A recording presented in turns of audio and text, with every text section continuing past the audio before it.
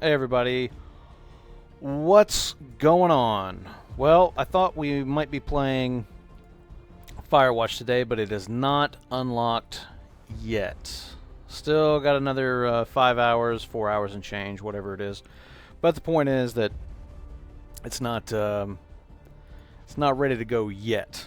So that being the case, I'm back playing XCOM. And that's not what I wanted to do. Let's see. Go back. And I want to go into options. Let's see. I want to turn on this volume just a hair. And now let's load up and get back to the business. Well, I suppose the big news this morning is that, excuse me, Lauren and I have launched our first game, Waterbending Squirrel. What's up? Yep, first episode of Outlaws to the End and a stream all in the same day. Because I am a multitasking motherfucker. Is how we do. So yeah, as I was just saying, the big news today is new podcast, Outlaws to the End, our new loose format, open format kind of podcast that we will be doing instead of Outlaw Gamer Radio. Not every week, obviously, since we said quite a few times that we were not going to be doing the weekly show thing. But just whenever we have a show in us, whenever we got something we want to talk about, something that needs to be talked about, that is. It seemed like a good idea to isolate some of our more experimental concepts, especially when it comes to. That's what we're going to be. That's what we're going to be doing from here on out is Outlaws to the End, and I'm very happy with the reaction so far. Everybody seems very excited about it and digs the artwork, which I do too. I really dig the artwork a lot. I thought that really came together. Really came together well. So let's see. We got the black site, New Mexico. What's this? Gain intel. Western U.S. make contact. Let's go ahead and do that. Oh, right. So we're going to have to wait until we can.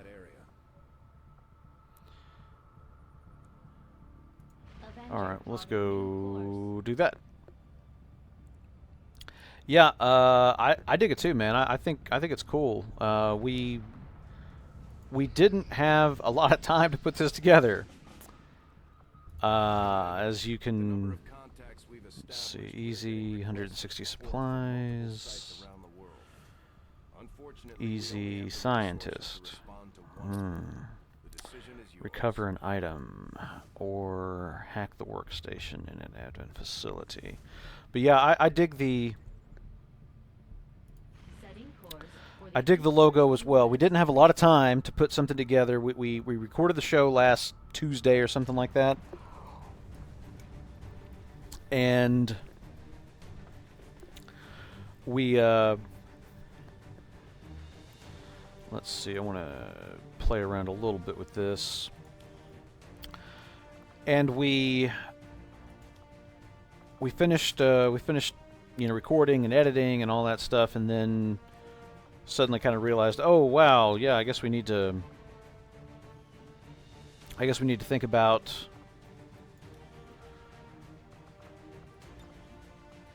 artwork and what are we going to do for music and all that kind of stuff. Hey Fatui, what's going on, man?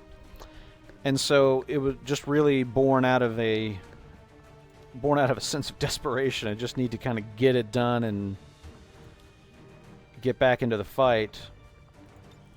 We went ahead and started looking around for some stock artwork that we could adapt, and we'd kind of done a cursory look at various things back when we first started up OGR last year. And so I had an idea that there's some things out there that might come in handy. So we I just kind of went back and just looked around at some things, and I picked like 4 or 5 pieces and just kind of did like these mock-ups with the title and everything, and yeah.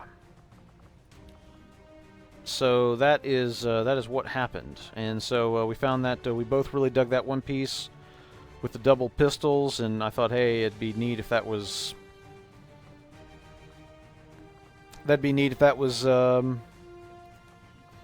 NES light guns, and so that's kind of the jumping off point, and then we just rolled with it from there. But yeah, it turned out good. I'm happy with that. I'm happy with that. I'm happy with the music. I thought the music was cool, and I'm not a big fan of the bandana for some reason. I don't know why. I don't know if it's the way that it looks, but for whatever reason, it's not really grabbing me. Okay, so 2 Rangers, blah blah blah blah blah. Yeah, let's do this. Yeah, I saw where you'd finished XCOM 2. That's cool. FYI, get physics labs. They are really awesome. All right, I will look into that. Great job on the podcast. Thank you very much. I'm glad you dig it.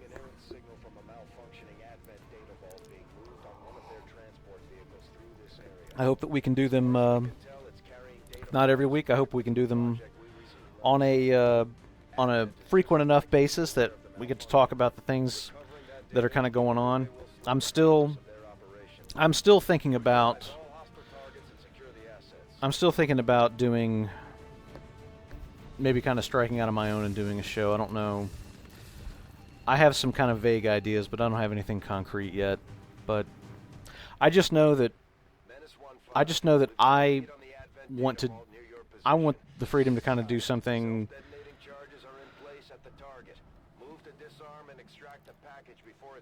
whenever the mood strikes me.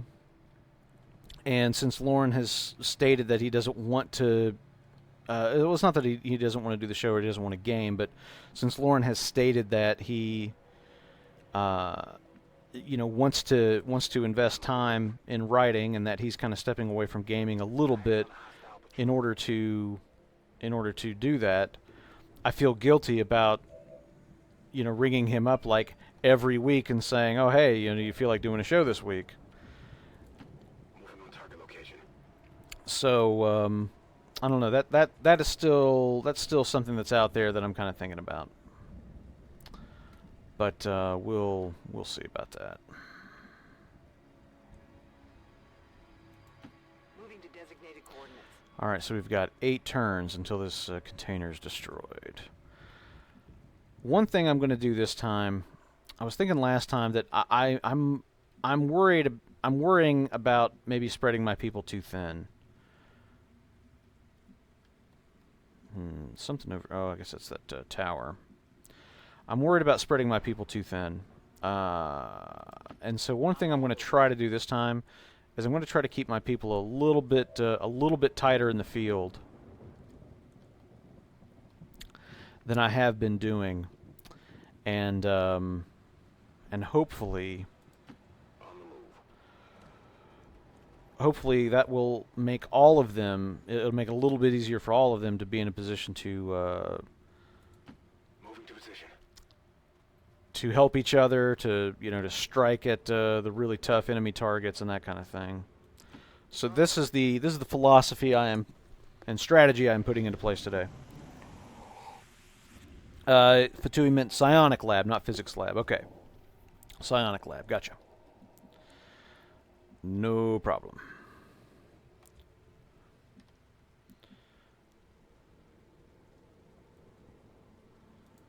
Affirmative. Moving out.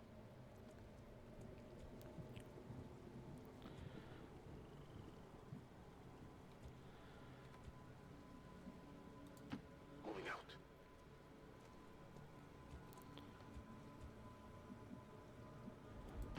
I'm on the move.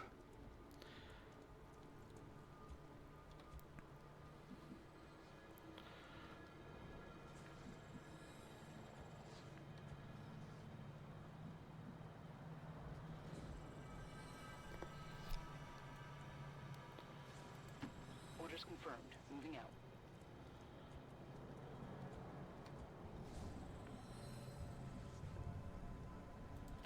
Already there.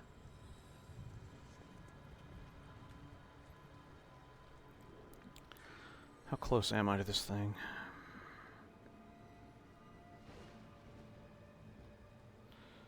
That's interesting.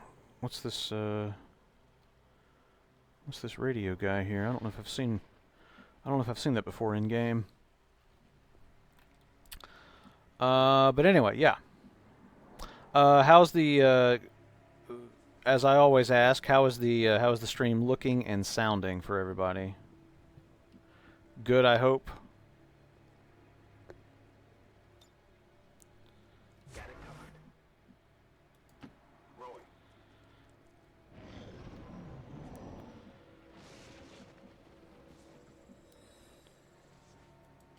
Will do.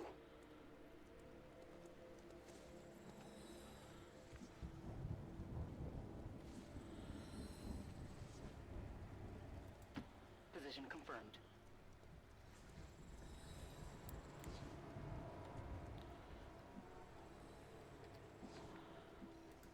Confirmed. Stream and sound are good. Everything is a-okay. Cool. So another thing I am doing today is I'm directly monitoring my microphone so that in the event I have any more heavy breathing problems or scratching my beard up against the mic or anything like that, I'll know about it, and I can spare you guys the pain. Okay. Hostile forces spotted. Okay, there's two more of those assholes. I tell you, I'd really, really like to try and get the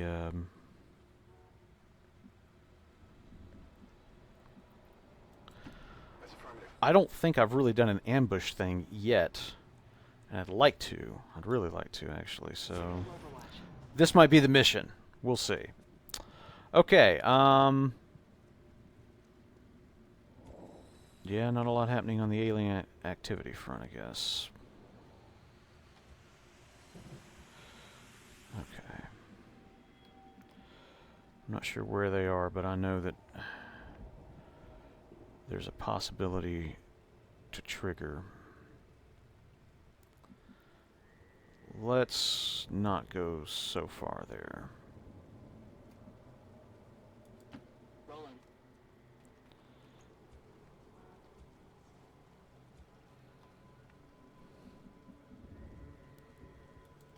Copy that.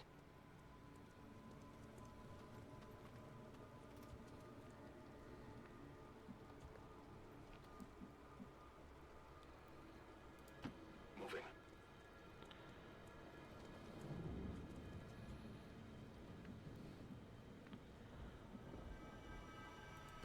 Orders confirmed. On the move. So far, this is working great and everything. It's just that whole kind of problem of Okay. I'm not getting there especially fast. That's affirmative. But we're being really sneaky.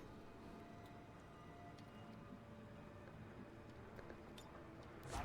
I've got my eyes on. Alright, container detonation in 4 rounds.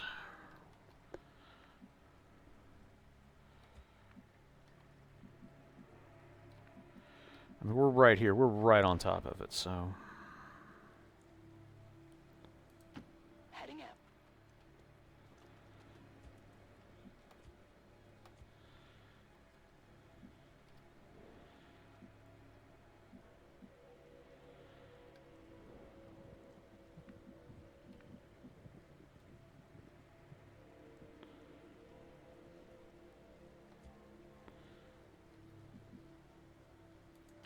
Moving to position.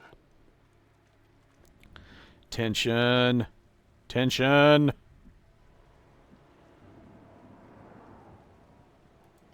Closing on target position now. It also just occurred to me that one of my big One of my big worries with bunching my people up is grenades, but I'm not really fighting the Mutons at this point in the game. So At first, Advent deployed non-lethal stun units for crowd it's not so control much of a and problem. protest. Well, Don't see a whole lot of that anymore. I guess that's that. Okay, who all has actions left? You, kinda. I really just want to send her scrambling over that wall with the blade, but if I'm gonna do that, I want to have those other two guys in position to back me up, because I know there's a couple of these guys over here, and that'll give them a really nice flanking position.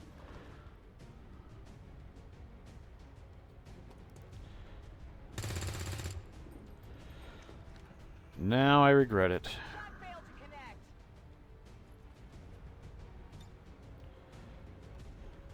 No shot, no shot.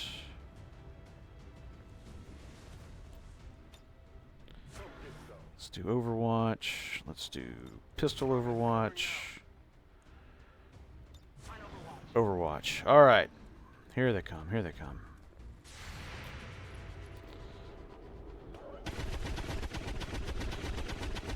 Well, once again, the miracles of rookie aiming ability proved proved to be the undoing of my tactics. All right, well, she got a piece of somebody. Okay, well, that's good. That sectoid's always, those guys are always major problems to deal with, so that's something, I guess. Except there's another one. Alright.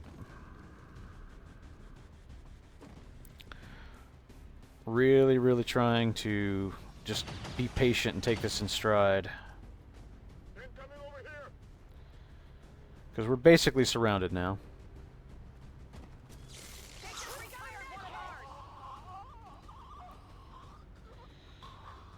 Can you revive an unconscious teammate? Menace 1-5, the clock is ticking. That detonator isn't going to wait. Get to the vault and disarm it before we run out of time.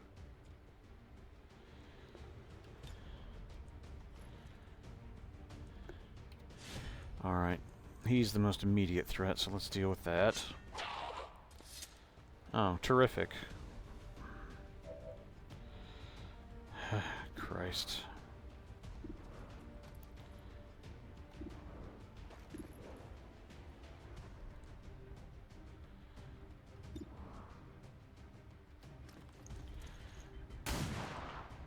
Come on, man. Okay, so you need a medic to do it, which I don't have, obviously, so 51%, 50%, is that it? Come on, come on. So pathetic. Enemy down. Could use some ammo over here.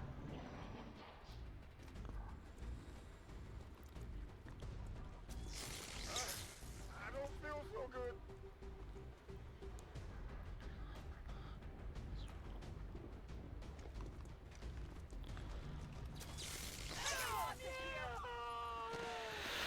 Alright. Well, all the tactics in the world can't overcome your people just not being able to hit what they're shooting at, which is kind of what's happening here.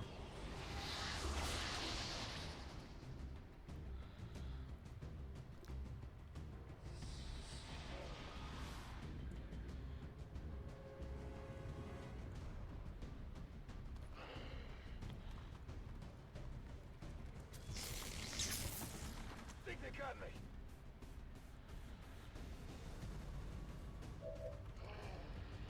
Well, here I thought I was doing really good, and it turns out I was doing really bad and just didn't know it.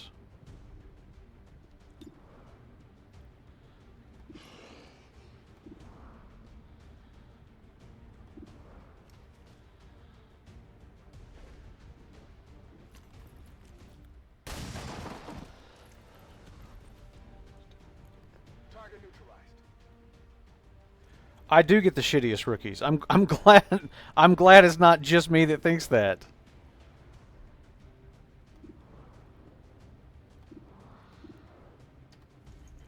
I do everything in my power to make this work right, but they just keep fucking me somehow. I don't I've got to come up with some strategy to adjust for this. Like I've got to come up with some strategy. I got to come up with some strategy to like account for your guys are going to shoot at people and not hit them. But I don't know what that is. I mean, that's such a fundamental part of the game. I can't think through that problem, or I haven't been able to yet.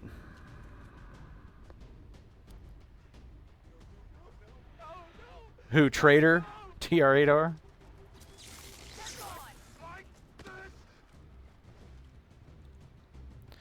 So that's it. Went from having a decent beginning there to just getting completely wiped. So let's open the floor to critique. What am I doing wrong, guys? What should I have done there that I didn't do?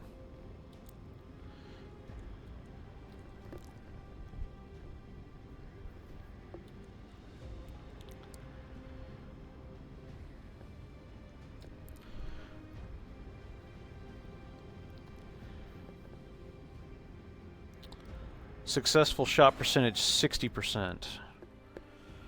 I think I can't remember. It seems like that one. It seems like that first mission I did in this second playthrough, it was like 85 and change, from what I recall. A little bit higher than it was just now. All right. Well, that's incredibly frustrating. All right. We're going to have to recruit some people here. Let's see. Do I have the money to do it? I can get a few, yeah. 1, 2, 3. All right. I think that's all I got for now. 18 days, 5 days. Wow. Boy, that's rough. Yeah, what do you think, Fatui? Anything I can be doing that I'm not? Something I'm doing that I shouldn't be doing?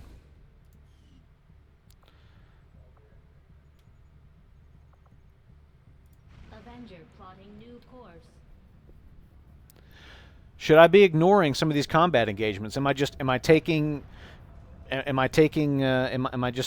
too many of these where I ought to be like, I don't know, like, you know, training my people up back at base or something like that?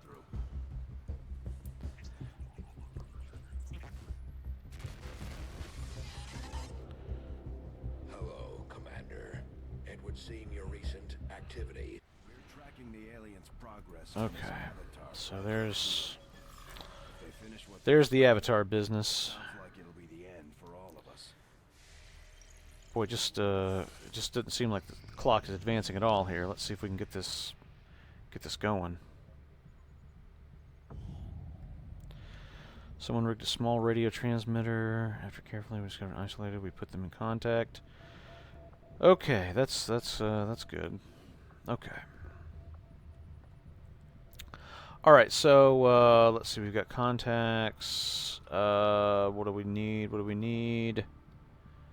Guerrilla Tactics School. Still got a couple of days. Can we do this yet, or I guess we got to wait until we got to research another radio array, don't we?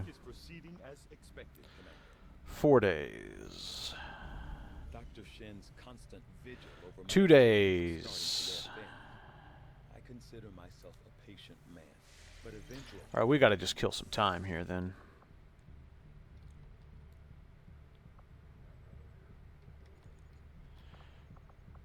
Setting course for Eastern United States. Okay, so let's do a little intel gaining here. Commander, we just got word that the Resistance hit an Advent supply line. We have an opportunity to salvage some high-value materials, assuming we can clear out the alien forces guarding the site first. Okay. Raid the Advent Convoy, Operations Earthly Future. Can I ignore it for like 1 day? We have a mission available that's reliant on time-sensitive information. We can always Okay, review scans alright. later, but failing to take on I guess this we're gonna have mission to do could have this. serious repercussions for the resistance movement. Simple as that. Alright, let's go ahead and rig a couple of you with med kits. I guess I'm gonna have to make a couple more. Hello, Commander. Do that real fast. Let's see, build some things. And I don't have the supplies to do it. Yeah, well. Going, but I've made headway interfacing our You know what? alien I am beginning to have a premonition of of a third playthrough. Because, wow, is this not going well.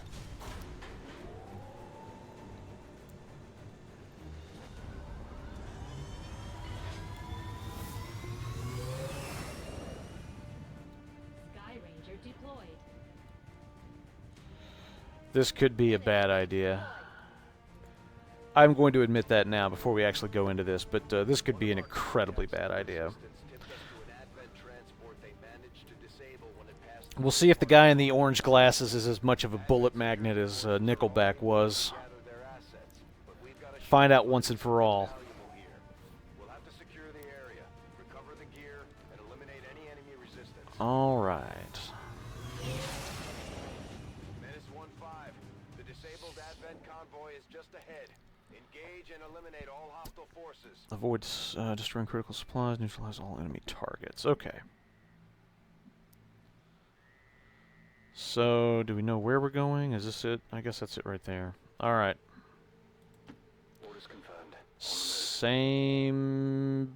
Same tactics as last time. Really. Just want to try to be as cautious as possible.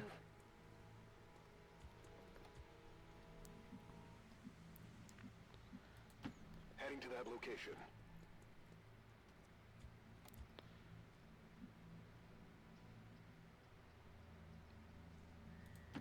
Moving to position.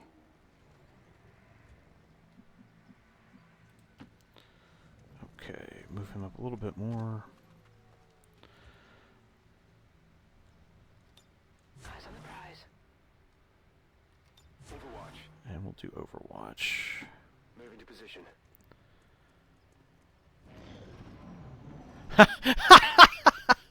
Waterbending Squirrel opines that the guy in the orange shades thinks Transformers the movie is the best cinema has to offer. I don't trust him. Operating under the Nor should you.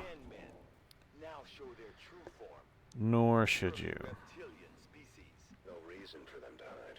The aliens don't need an infiltration unit anymore. So really, I just need to be thinking about this from the standpoint of ambush. I need to ambush these guys.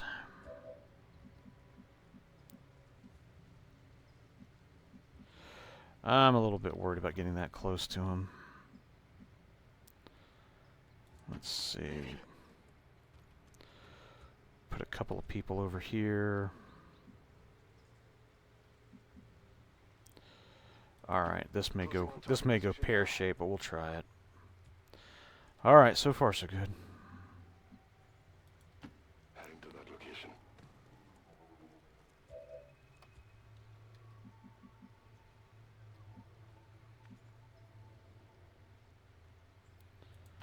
Got it.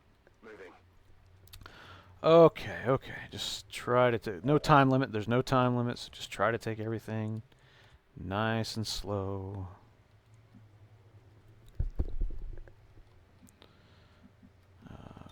Overwatch for you, Overwatch for you, Overwatch for you.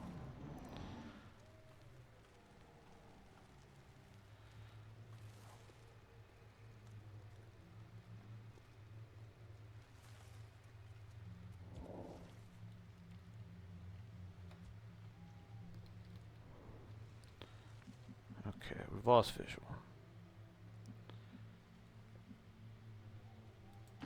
Moving to designated coordinates.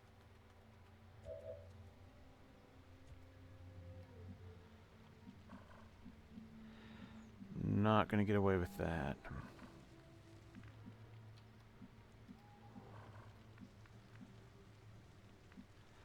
Okay, so they're going to see me pretty much anywhere that I go in that direction. And I can't get up on top of the vehicle either, can I?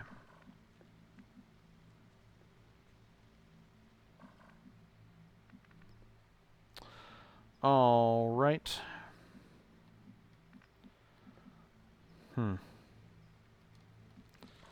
Not a lot of options over here either.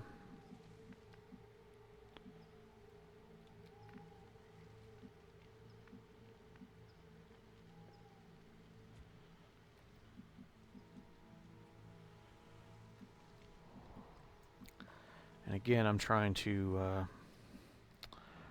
avoid breaking my squad up if at all possible. I want to try to keep these guys somewhat close together. I'm on the move.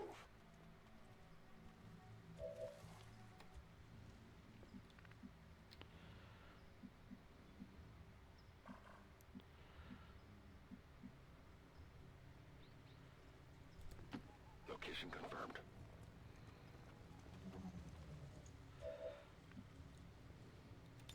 Overwatch.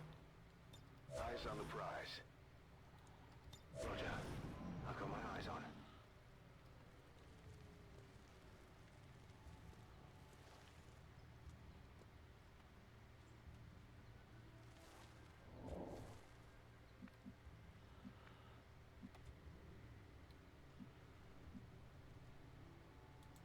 Orders confirmed. Moving out.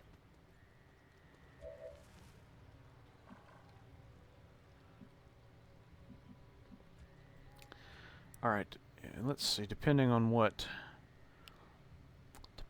patrol path they take,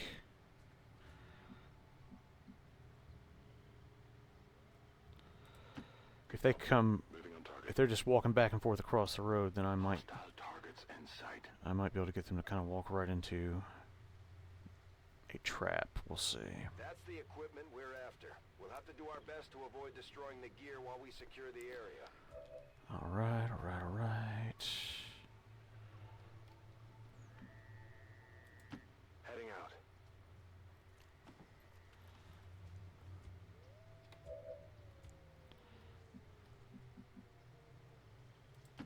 Headed there now.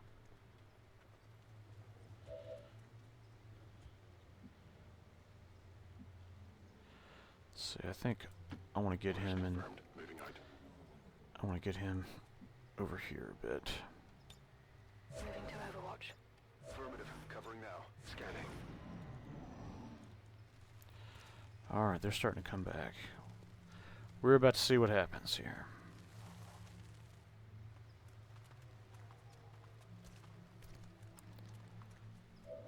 Okay.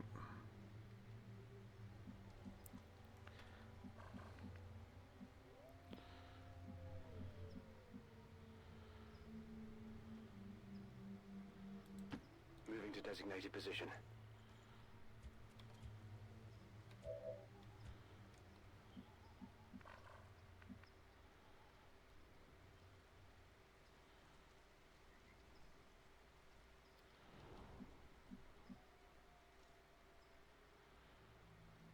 Now, see, I really want to send a guy over there, but then he's going to be kind of off on his own, and I'm not sure I want to do that.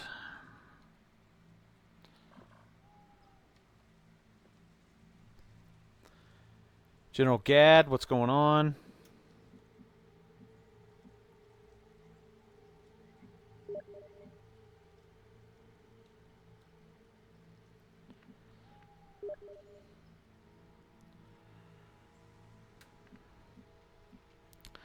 I think, let's see, I think that what I'll do is I'll just have him Understood. Moving out. at the base of this ladder, ready to go up.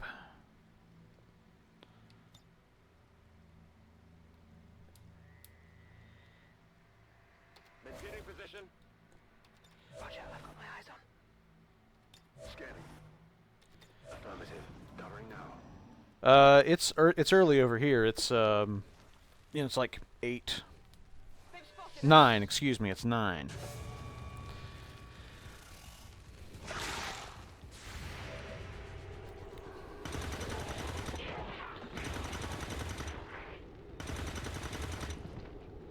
That worked out very well.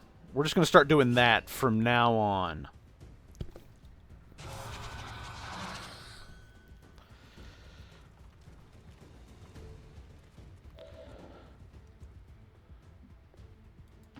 Moving.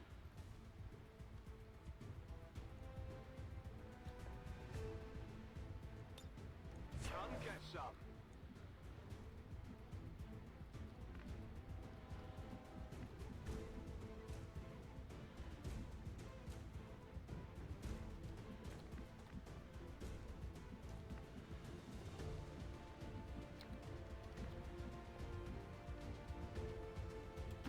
Moving to position.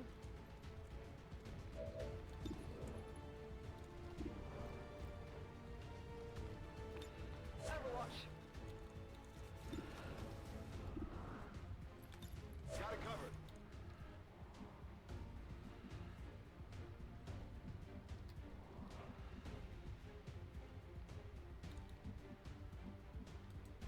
Heading to that location. All right. We're just going to overwatch the shit out of this. Is what we're going to do. Uh-huh. Damage. Missed.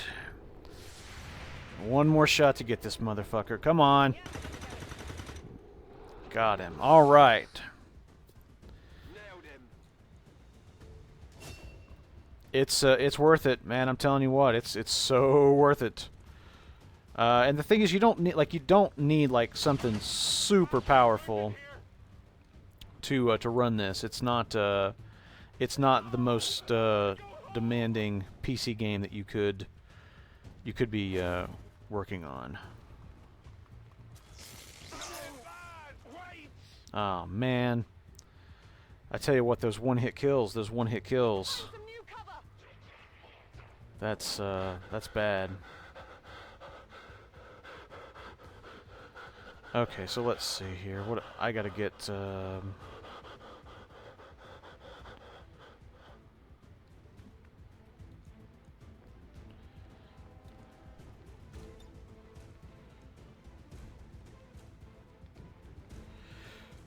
right, wait.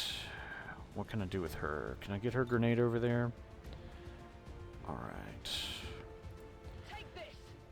We need to take that guy out in a big way. Unfortunately, I just destroyed that guy's cover too, so that's not good. And I probably should have moved her out of cover.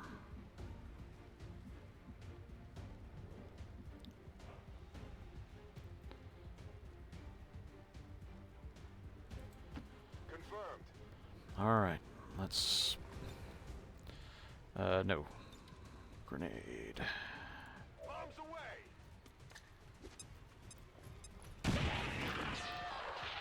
Okay.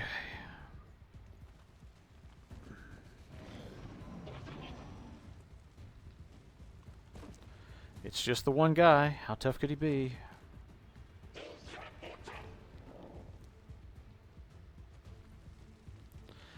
All right. Got everybody back.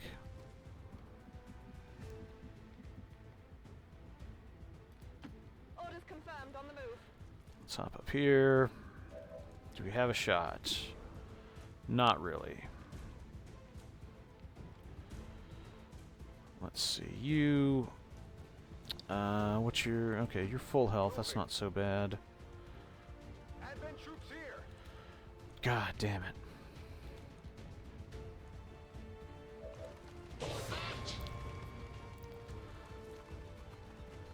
Well, I'm not sure where you left off, but the last mission didn't go so great.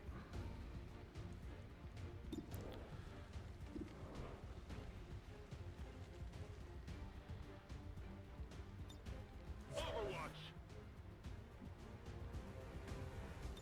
On Overwatch.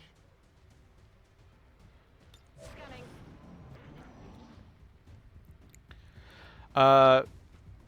Basically, I got completely I got completely wiped out, and Need emergency evac now, my theory basically just kind of came down to just inaccuracy. Like, I had like a couple of rounds where just nothing was connecting. I think my overall hit accuracy was like 60% or something. It was really terrible. So anyway, but I just like put out the call and said, hey, you know, what am I doing wrong? What do I need to be doing better? And all that, because I'm basically coming to the conclusion that I have to come up with some strategy to account for my rookies just not being able to hit anything. And I don't know what that strategy would be, but I've got to come up with something to counteract their inaccuracy. Come on, hit him. He's running right for you. Jesus. Menace 1-5. Watch those supply crates. If you destroy them, there won't be anything left for us to recover once the area is secure.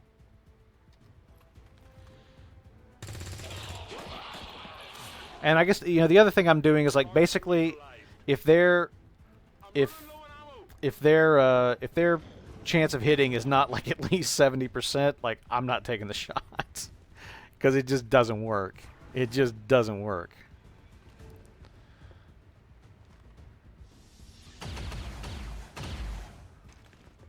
And I'm also trying to utilize full cover as much as possible as opposed to half cover. God, we still got 3 of these guys.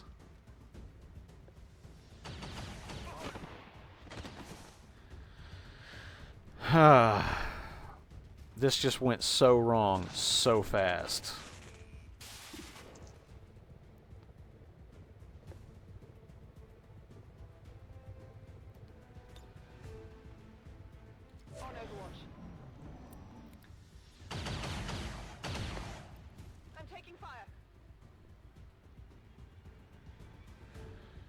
Yeah, okay, so flanking. Need to concentrate on flanking them. Yep, that makes sense. Kill confirmed.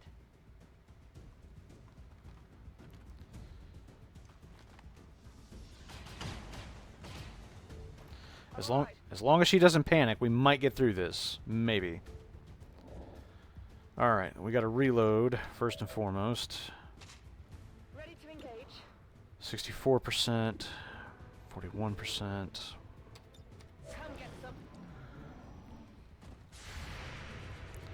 Come on. Enemies down. Damn it. He's got me. Dead to rights. Ugh. And that's it. That's another. That's back-to-back wipes. Turning to base. Damn it.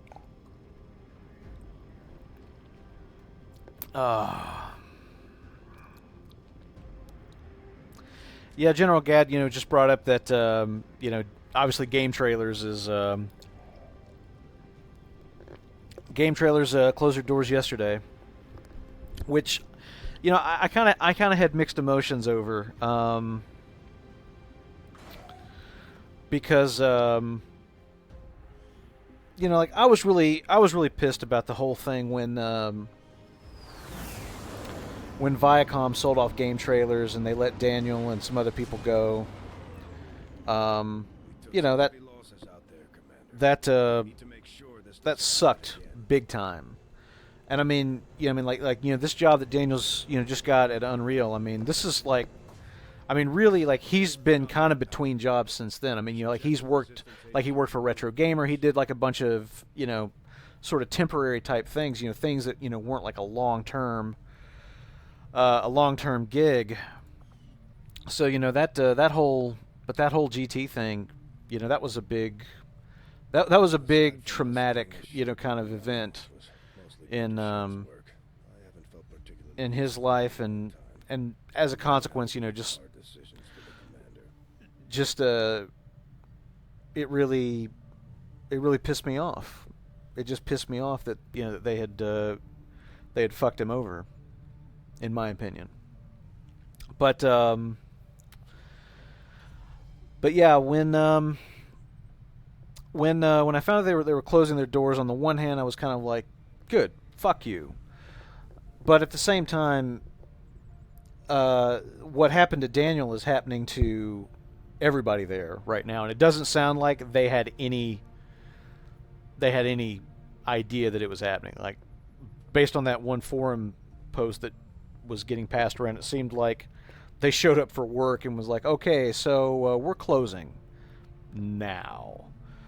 And so, man, you got to feel for those people. I mean, that's not gonna be fun for them either.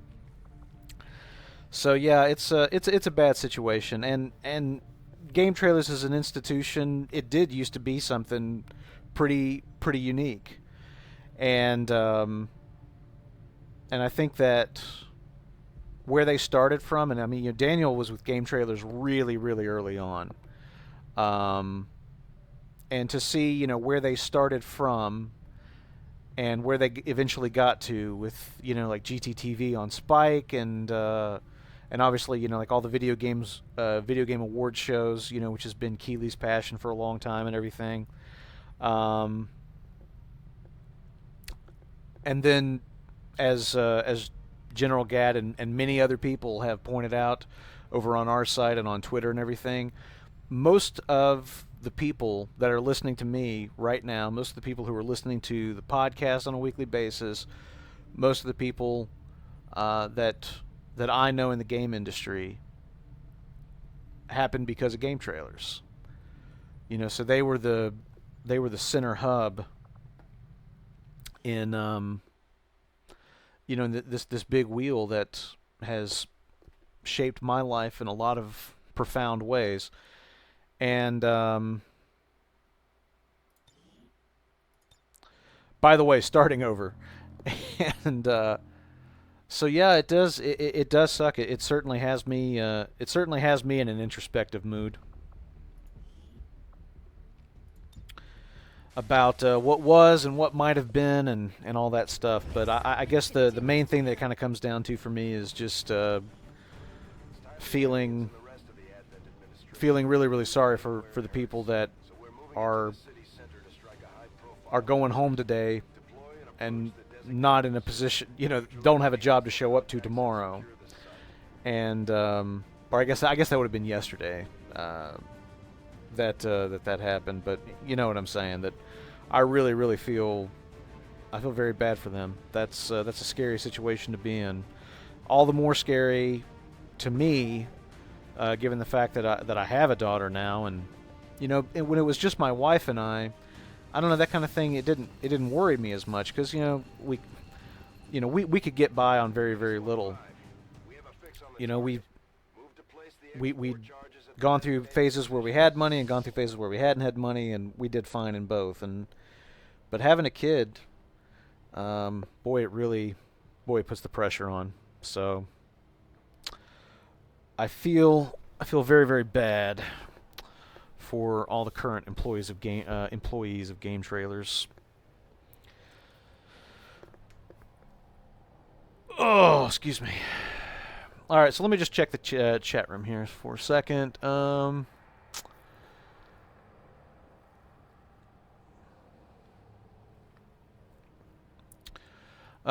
agree with you, Undermon. Game Trailers was not the same after Viacom sold to Defy.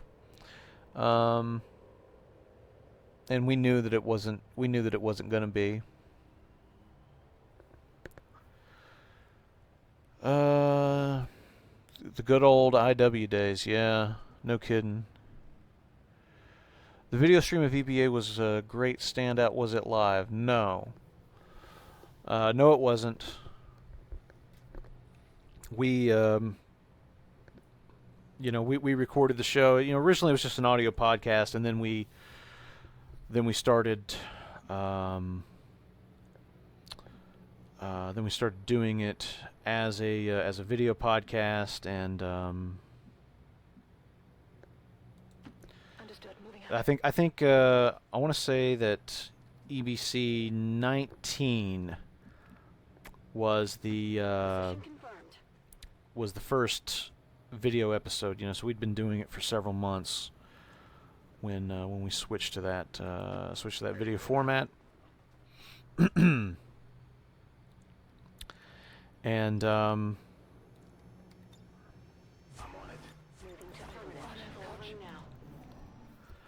I remember, like, in the early days, it took us like so long to give them an episode. Like, we would, if I'm remembering correctly, I think we recorded on Tuesday and we delivered to them on Friday, and then the show actually wound up on the website like on Sunday, something like that. It was an impressively long time.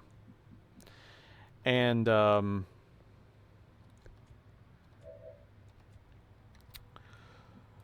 we did it that way for a while, and it's just like every so often, like, we would start to, damn, those people just about had me. Sorry, trying to think and play here. It's it's not going so well. But it took so long to do those early shows. Just everything about the process was difficult. And as time went on, certain things changed in our workflow. I started doing things differently, learning how to speed things up using different software. Game Trailers started doing things a little bit differently. That they started encoding their stuff in a format that was much more palatable. Increase the image quality and everything so that you could do lower quality encodes and still have a relatively decent image quality at the end of the process. And we got the time like shorter and shorter and shorter. And like the big thing was like when I switched to Final Cut Pro 10, when I started to, because I had been using like Final Cut Pro 7 throughout almost all of it, and when I switched to Final Cut Pro 10, like I could work so fast in that I could like turn the show around in about 4 hours, and like so we started recording like on Wednesdays, and like we were out like I think like Thursday morning or something like that. I mean, it was fast. It was really fast.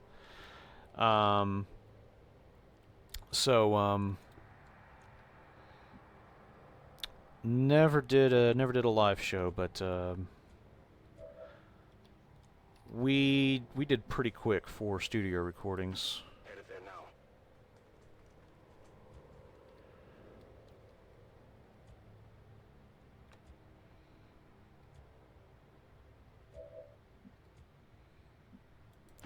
Okay.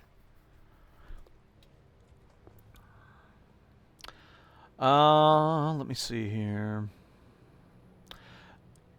I certainly hope they get severance packages. The Q&A one, yeah, that one was, I mean, that was quasi-live. I mean, like they were all recorded with us, like talking in real time together. That was, but that first one, episode 50, that was the first one, that we did. Moving to position. That was, that we were physically together. And then the only other ones that we did that way were, I guess, episode 100. I think those are the only two episodes that we recorded physically together, which is ironic, really. Just given the fact that we lived together in the same town, less than 10 miles from each other, for years and years and years, and never really took advantage of it. But it's again like it was just doing video. Like actually like recording ourselves on camera and putting that in, as opposed to just having to worry about what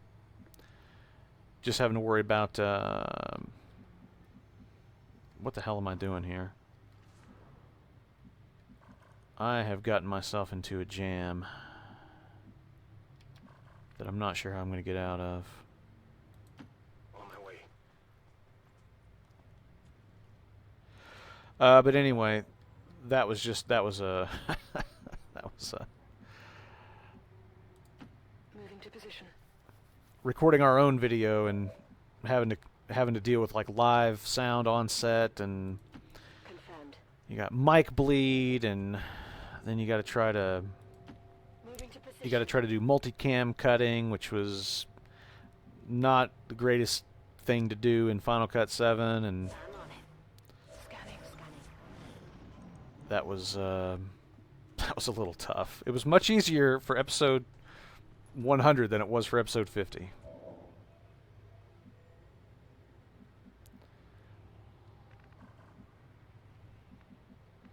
I'm just rambling. I've just realized. Not really saying anything all that interesting or useful. Man. All right. I gotta move these people over there, but boy, I'm not sure how to do it.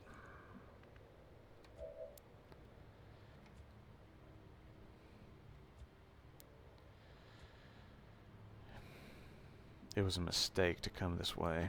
Will do. I've really backed myself into a corner.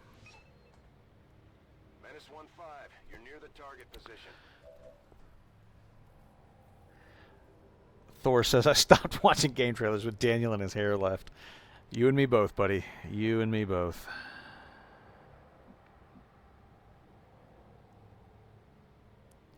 Because what was the point?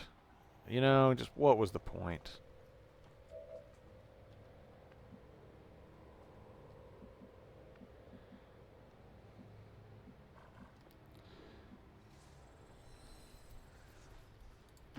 Moving out.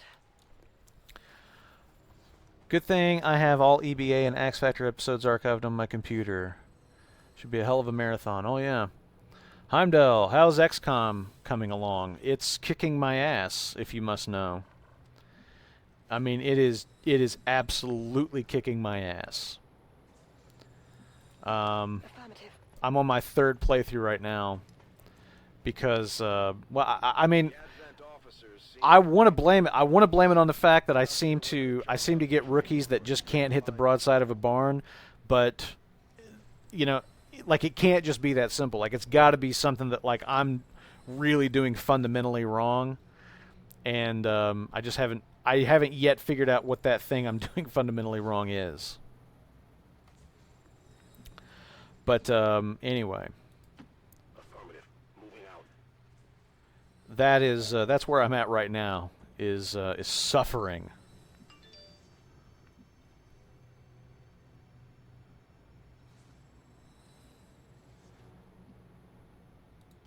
Orders confirmed. Moving out.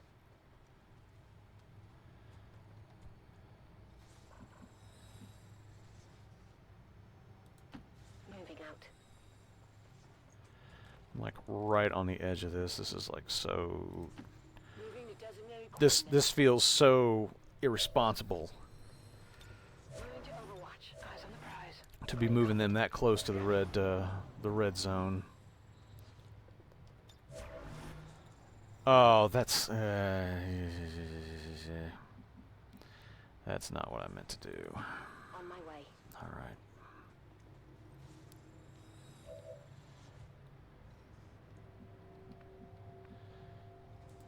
That's affirmative. I'm trying to take Fatui's advice to heart and really think about flanking and the importance of flanking. A jam, you eat your way out. It's very sweet, but you get out. Yes. Perfect analogy. Come on, Jack, don't give up. Okay, I won't, Wang. Let's just chew our way out of here. Eyes on the prize. Got it covered. Covering now. Okay.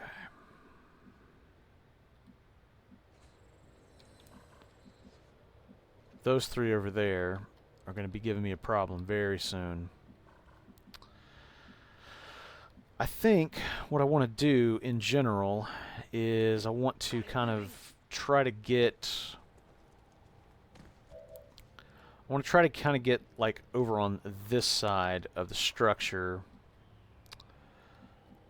so that they have a little bit of a harder time flanking me, which is what they're going to try to do.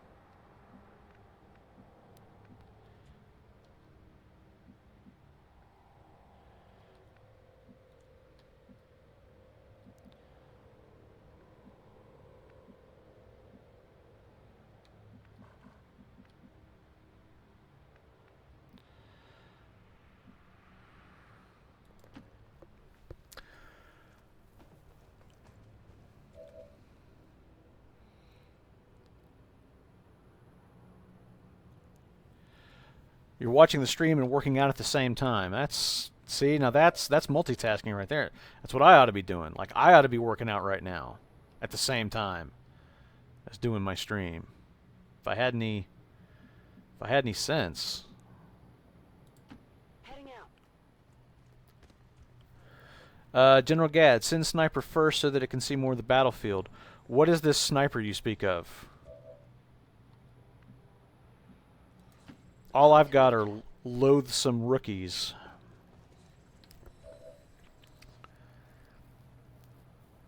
Nothing like a good flank to keep the spirits up. What's going on, Neil? I am up to speed with OGR. Sad but understandable news. I'm glad it isn't gone, though. Yes, after episode 50, somewhere baby dolphins cried a single tear. Brent, how is Daniel, Tony, and Jess doing, do you know? Daniel's good. He's in good spirits. I talked to him recently. He's very excited about the opportunity that he has with Epic. You know, as you may or may not be aware, he is the product marketing manager for Unreal Engine now, and he's very excited about the opportunity that presents, and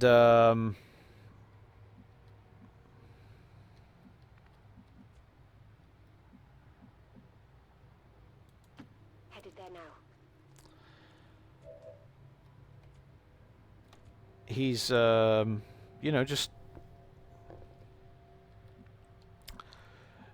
he's excited about the thing that he's excited about, and I don't think that this is going to come as a surprise to anyone who watched. I'm just sorry, I'm thinking here and trying to talk at the same time. I don't think it's going to come as a surprise to anyone who watched our show or listened to our show, but Daniel actually is really interested in. He's really interested in like the marketing side of like games and like how video game marketing works, why it's good sometimes, why it's really bad sometimes, and that kind of thing. And so the fact that he's now in a position to do that very thing, to do video game marketing, and to you know, basically inject his own philosophies and his own thoughts about how video game marketing should be done. That's really cool, and I'm extremely excited for him to see what he does. Tony is also doing well. I just talked to him last night. We were catching up on movies and stuff. We're kind of starting to sketch out what all we're going to be going to the theater and seeing this year. We got Deadpool coming up pretty soon. We're going to be talking about that. Doing a drive home breakdown episode. And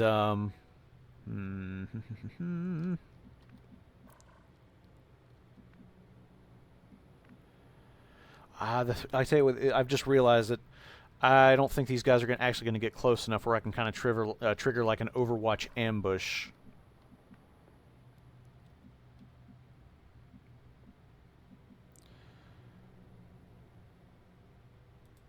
Moving out. And I'm in a pretty precarious position as far as taking on those guys. Let's see, 69%, 69%, 69. It's not, the numbers aren't as high as I'd like them to be. But anyway, so he's doing pretty good.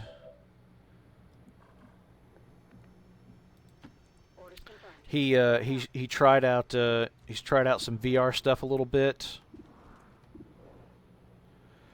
And I think that we were, you know, Tony's very skeptical about VR, like very skeptical about VR.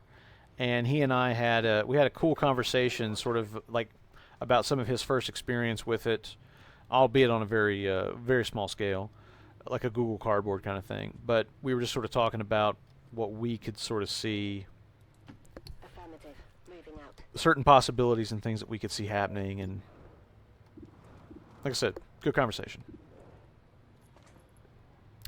So, and then Jess is doing very well. I was actually just trading email with her recently, and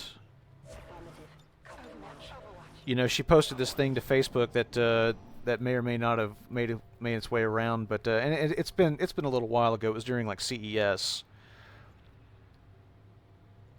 that somebody somewhere had posted like, I don't know, like top influencers in video games during CES, and like Jess was, I can't remember, like 5th on a list of like 10 people, and she's in there with people like Peter Molyneux, Jim Sterling.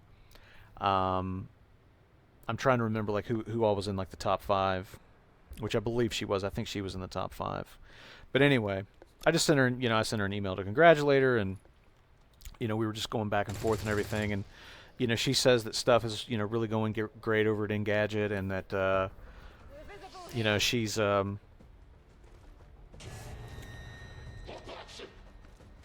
having a great time, you know, putting together, you know, this whole like video game coverage strategy for that whole operation. So yeah, I mean, she's a mover and shaker now, as well she deserves to be. Very smart. Damn it! Damn it! Damn it! Damn it! And she was flanking him. That's what the yellow shield means, right? The yellow shield means that she was flanking him.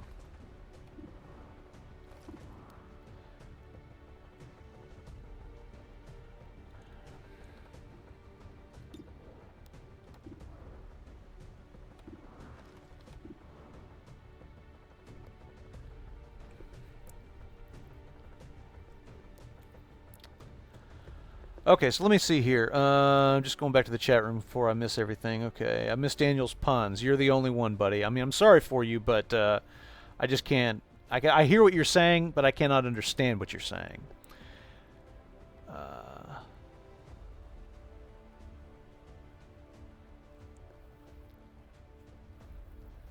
Yeah, that's well said, Heimdall. You were cleaving the fat of the gaming industry. I can understand. He is glad to shape it. Yeah. Grenade! Grenade! Overwatch and let the last guy grenade them. That should give a good opening. Speaking of VR, interesting to see what the porn industry does with this tech and pumps money into... Pardon the pun. Yeah, I think that everybody has some... I think everybody has some, you know, feeling that the porn industry is going to be a major driving force in VR. I certainly do. I certainly think that in terms of just in terms of proliferation and cameras and, you know, just equipment and everything like that, I definitely have the feeling that they are going to they're going to be a big force to be reckoned with. All right, my thinking is I want to take out this guy because he's got the height advantage, so I think that could be somewhat problematic.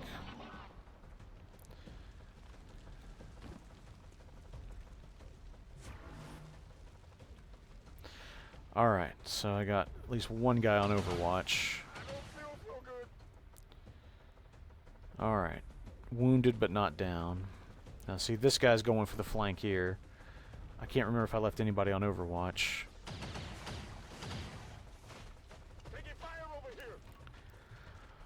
All right, despite my well-laid plans, they're still about to flank me. Uh-oh.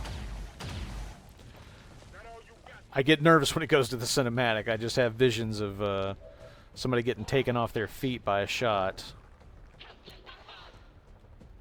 Okay, so there's that guy, there's that guy, there's that guy.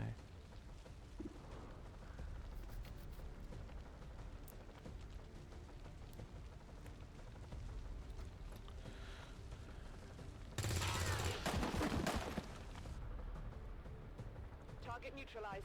Okay. I think what I want to do here is I want to get this guy who's wounded. I want to try to kind of get him out of harm's way a little bit. And in fact, I'm just going to go ahead and run him up here. Oh, I forgot about the Overwatch. Damn it. That would have been a costly mistake.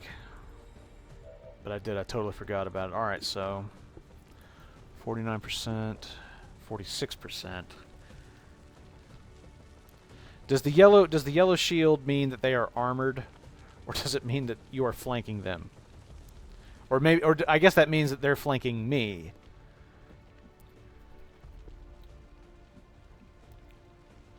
Yeah, Lebowski, we were actually talking about game trailers closing down is what sort of led to the whole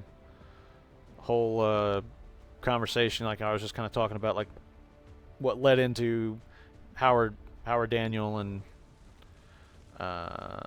everybody, Daniel and Tony and Jess doing. That's talking about game trailers is what sort of led us to that. Got him.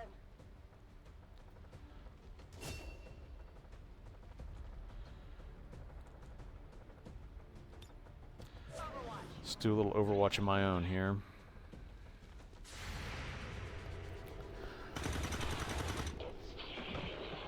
Okay, yep, yellow means she was flanking. So she was flanking, but she still only had like a 38% chance of hitting him. Was that just because... Oh, damn it! Oh, I'm getting so lucky with that asshole. I think he's out of grenades, too, the poor bastard.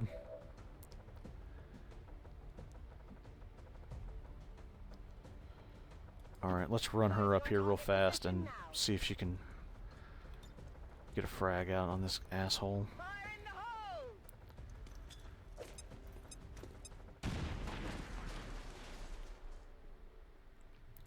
But Luke got destroyed, yeah. Picking up any inbound contacts. Scanners are clear. -15, we have a limited window to act before Advent responds. We need to keep Alright, those let's charges plant the private on explosives the here. double. Okay, so let's see here. Heimdall, wow, good news all around. I'm happy everyone is doing great. Yeah, me too. Porn is going to drive something up somewhere. Detonating charge. Lebowski, yeah, and people shouldn't be awkward to talk about it or feel awkward to talk about it. Do you think VR will kick off this year, or will it take time for it to have an impact on the general public? The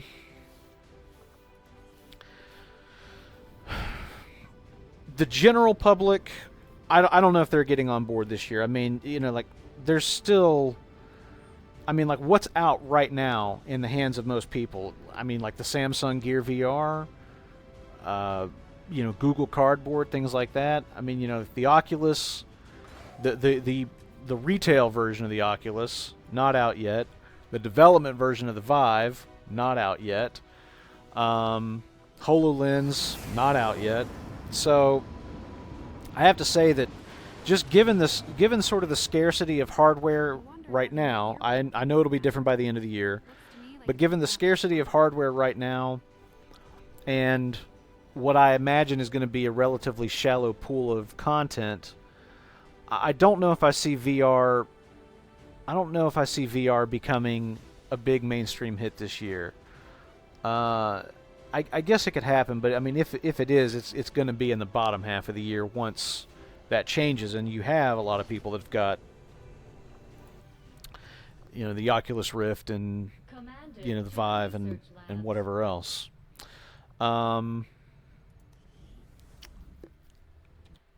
So I guess that I kind of see this year as I do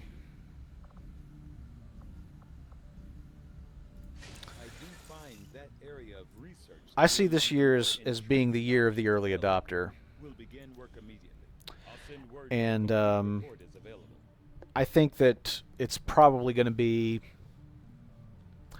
I think actually the mainstream success of VR probably will be shaped a lot by porn, because they're kind of jumping in with both feet.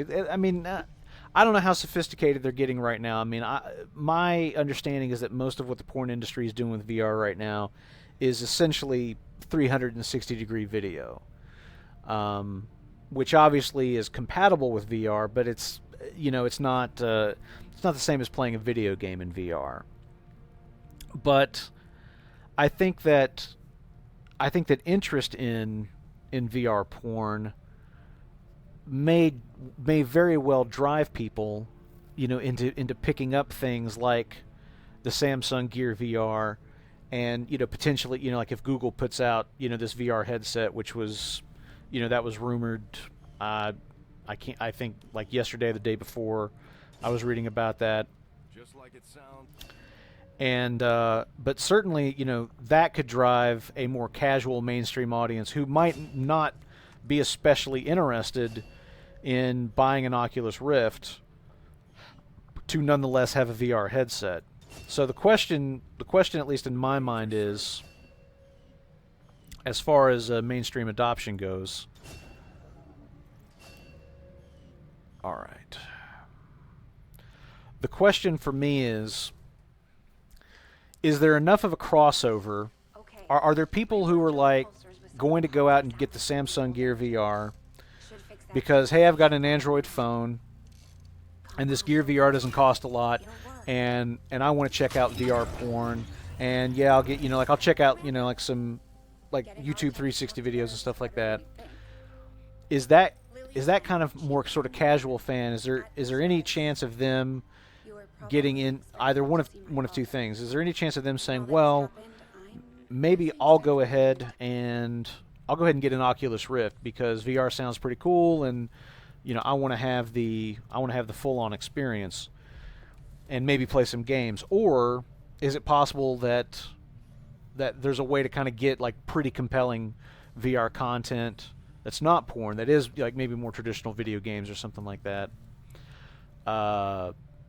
into something like a Samsung Gear VR that in itself will kind of draw people in, and then like maybe that sort of becomes like the entry point, like that becomes something like, I don't know, like a Nintendo Wii or something like that, where a bunch of people get that and then perhaps move on from there into something more serious in terms of VR. But as far as like gaming goes, I mean, given the hardware requirements for running it, I don't know, it's, to me, to really get the best experience out of it, seems like something that a lot of people don't really have access to right now. So I see some problems. I think there's going to be some great stuff there for the early adopters, but I remain a little bit hesitant to say that it's going to be a big breakout mainstream thing.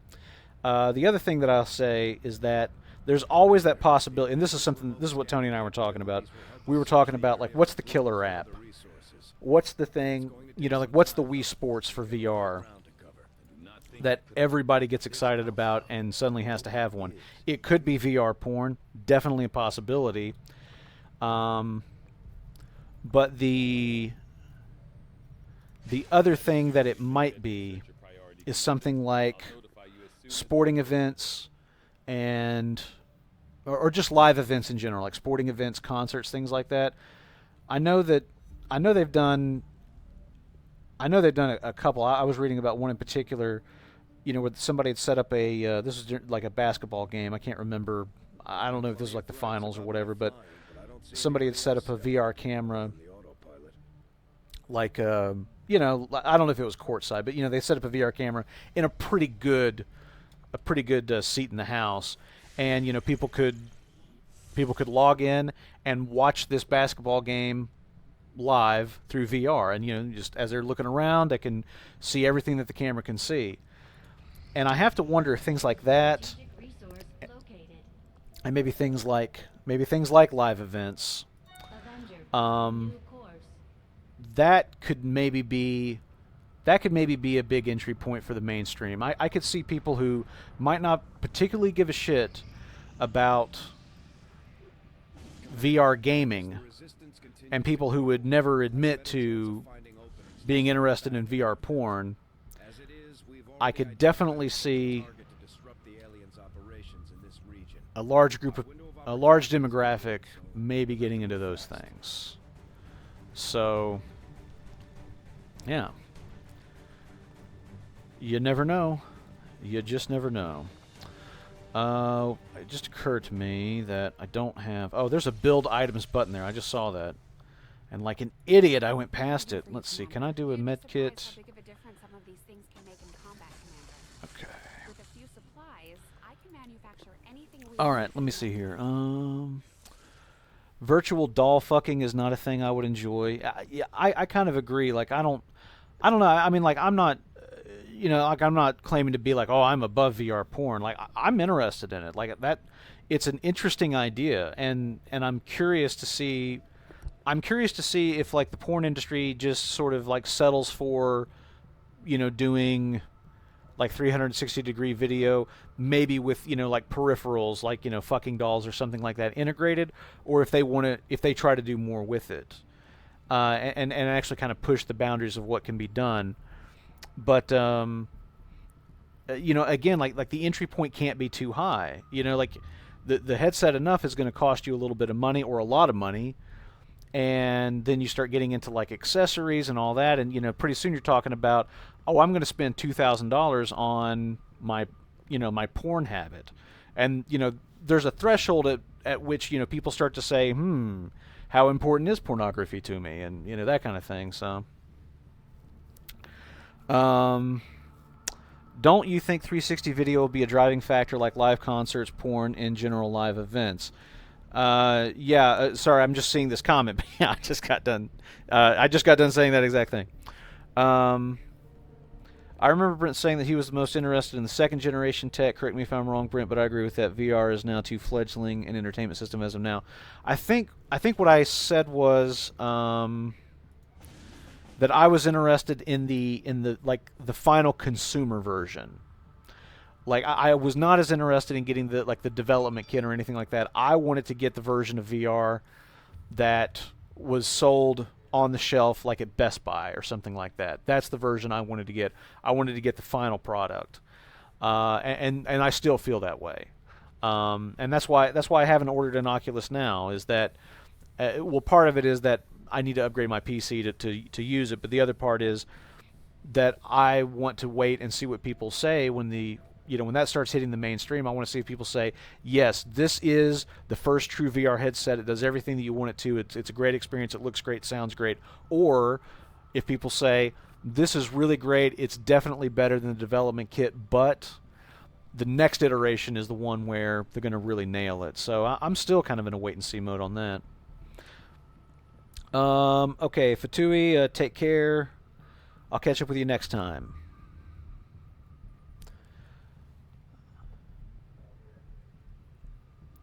Okay, so I'm reading Heimdall here. 360 VR is good for board meetings or attending light matches or the like. Yeah, I posted a link on Twitter a week or two ago. I think it was from Engadget, maybe TechCrunch. I can't remember, but it was just discussing like all the ways that VR might completely change the business world, and they were talking about how business and meetings and that whole thing of like wanting to have that face to face. People in business, they want to have that face to face. They want to do business face to face. They place value on that, and so they drive the airline industry. Flying all over the world, racking up all these frequent flyer miles and stuff in order to accomplish that. And VR suddenly gives them the opportunity to do that almost for nothing. Or at least, for maybe an initial cost that isn't an ongoing expense like air travel and stuff like that, and that ability to telecommute, but to actually kind of have the best of both worlds. Like, you can kind of telecommute, you don't have to pay for people to move, you don't have to pay for people to travel, but you can still have that face-to-face, whether it's with a really important client or whether it's just getting your team together in a virtual office environment to collaborate and to just be cohesive as a unit. And I agree with that. I think that if the business world wakes up to that, which I suspect it's going to be one of those things that like smaller companies will kind of drive that, because the bigger companies are a little bit loath to change things, a little bit slower to change direction and so forth. But that could definitely be a breakout kind of application. General Gadd, I hope one day we get the Star Trek holodeck. Yeah, I mean I think that's the goal everybody's going for. I mean, the ultimate sort of augmented virtual reality experience. Just to see war fall into the water in real time. Live events would also need a higher end PC, as far as I know. Yeah, maybe. I don't know what the. I mean, I'm assuming VR in general requires a bit of horsepower behind it. So live events, I'm not sure how that's more taxing, but yeah. I think MMOs will become a lot more popular with VR. Ready Player One scenario in the next decade if VR sticks around and becomes more popular. I agree with that. I mean, I think that like there's certain tools and things like that that have to be in place, and there has to be a level of accessibility that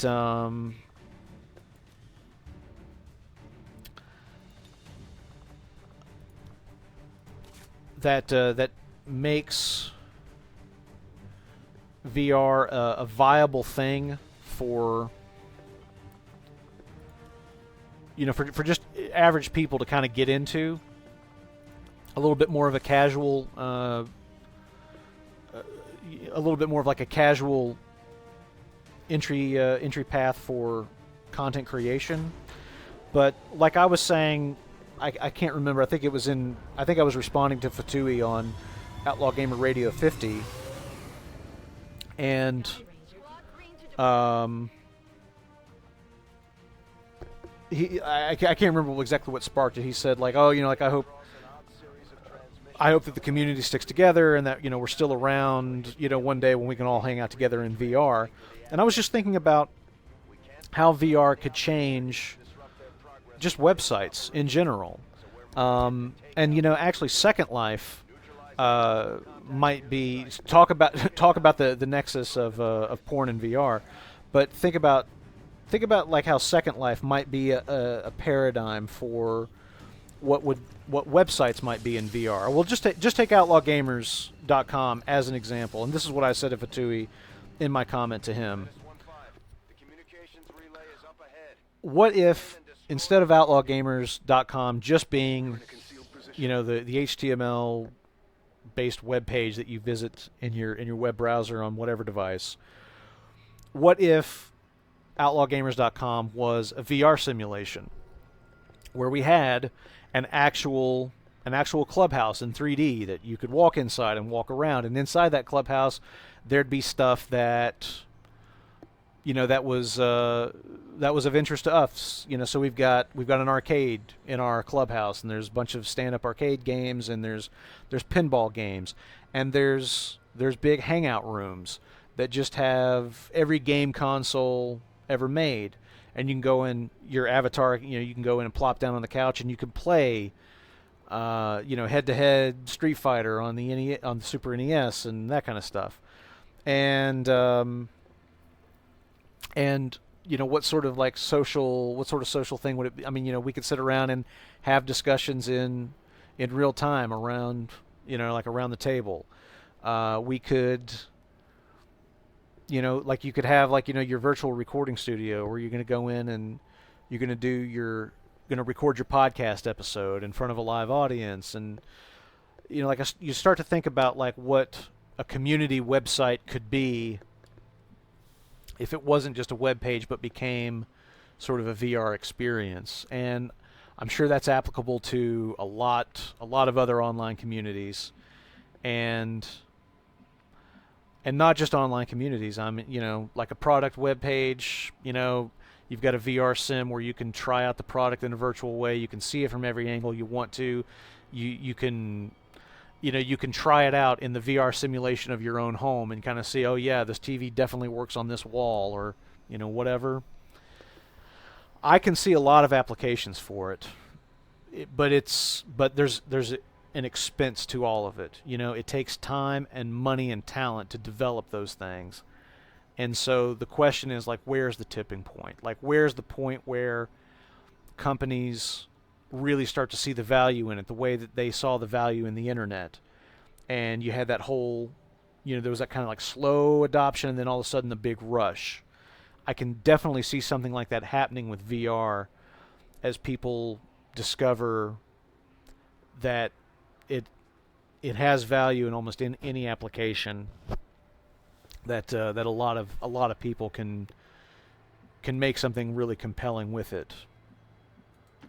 I'm on the move. All right, let's see here. Okay, Lebowski, I mean, does a handful of 15-minute experiences justify a $406 price point? You really need more features like sports and entertainment. I think Sony need to understand this early on. Yeah, I agree. I mean, I think like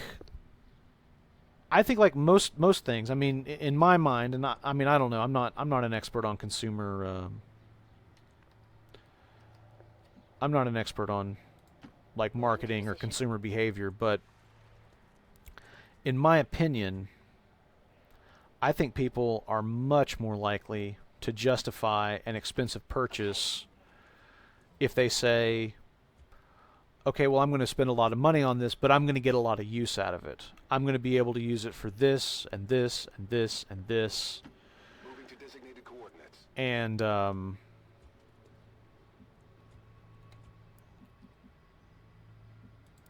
Heading out. so, and again, it kind of comes back to what I was saying, that I don't see VR porn really being driven by a $600 device plus, you know, masturbation peripherals that cost $100, $200, $300 in their own right. To me, that just seems unrealistic. But Moving to designated position. if somebody says, okay, well, I'll spend $400 to $600 on a device where, yeah, I can do VR porn, but I can also do live sporting events. I can do live concerts. I can take advantage of YouTube 360-degree videos, YouTube VR videos, and gaming and all that. Then you start to really sell, I think, the average consumer, not just like a VR enthusiast, which is who I think is interested in VR right now. But I think that's where you start to get an average consumer excited about the technology. Virtual Brent and virtual beer. Hey, Randy, what's going on? Yeah, I don't know how we get virtual beer, but I want it. I guess it'll be basically like Ready Player One. I mean, I think that Ernie Klein really laid out like a very, very good use case for Copy that. how VR can be integrated with, you know, something as mundane as pizza delivery. But the idea that in your VR sim you might be visiting a pizza parlor and it makes you hungry for pizza, and so you order a pizza in your pizza parlor, but of course it's all like in the background, it's all doing this, you know, this ordering with a local pizzeria and all that stuff. I mean, that's brilliant. It's brilliant, and I can absolutely foresee something like that happening. Orders confirmed. Moving out. As far as I know, Facebook plans virtual chat rooms. Yeah, I have to imagine that they are. I haven't read anything specific, but I'd be shocked if they weren't. You know, like my whole idea for like, you know, like outlaw gamers. I mean, I think Facebook's going to be doing that on a massive scale.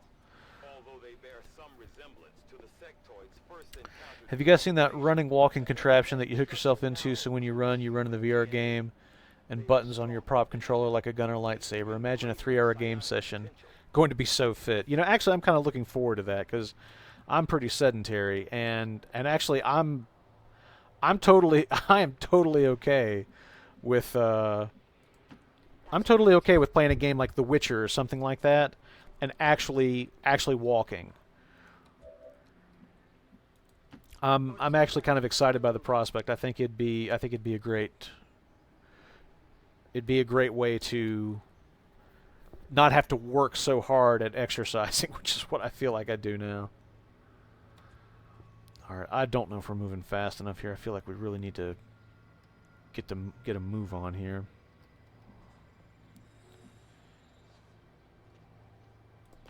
Rolling.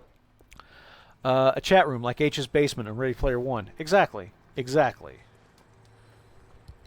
And you know, and that's and we could all have that. You know, we could all have, you know, our idealized hangout spot. I know exactly what mine would be. It'd be the porch. It'd be the porch on this apartment I used to have. It was like this small little space, but it was like really intimate and cool, and just, I mean, it was like the perfect place to just hang out with friends and you know, just drink and talk. And you know, that's the virtual hangout I would create for myself. Heading out. Blah, blah, blah, blah, blah.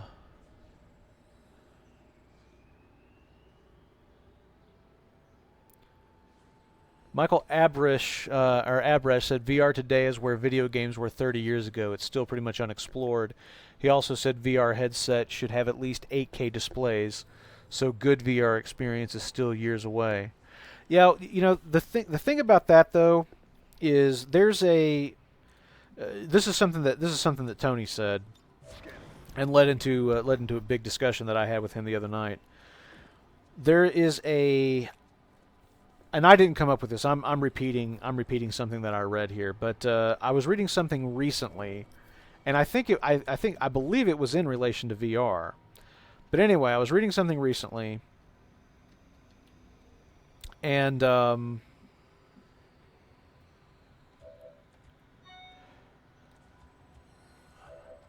where can I get? Let's do that. I was reading something recently, and they were talking about how there's often a mistaken belief that the technology has to reach a level of precision in order to succeed. And this person was like making all of these real world use cases for why that's not true. And they were saying that technology does not have to be perfect. The technology only has to be good enough for its killer app to work. So like Nintendo Wii motion control, not perfect. It's not like they had the most accurate, you know, motion tracking controller camera setup that's ever been devised, but it was good enough for Wii Sports to work and to amaze people, and you know, for everybody to go out and to buy a Wii. You know, like display screen technologies, I think is another one he talked about, and the fact that, you know, that LCD is inferior in a lot of quantifiable ways to like OLED, but LCD is good enough to do all these myriad things. And yeah, OLED's better, but it's also a lot more expensive, and it's got, you know, these hang-ups and everything, and LCD's good enough for most people, except, you know, maybe like the really, really discerning, hypercritical, you know, like home theater enthusiast or something like that. So don't underestimate, basically the point of this guy's article was, don't underestimate the ability of a technology that's good enough to succeed if there is a killer app, if there's a killer piece of content that engages people, which I thought was a good point, and I can think of other examples that that would tend to reinforce his point. Moving to designated position.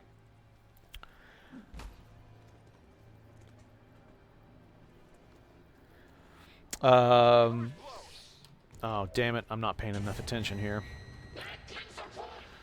Yeah, so Thor is saying here that that, you know, LCD is inferior to CRT when it comes to response time, color, and refresh rate. And yeah, that's true. That's absolutely true. But LCD is good enough. Do you have a shot on any of these fuckers? LCD is good enough, and it's got that convenience factor.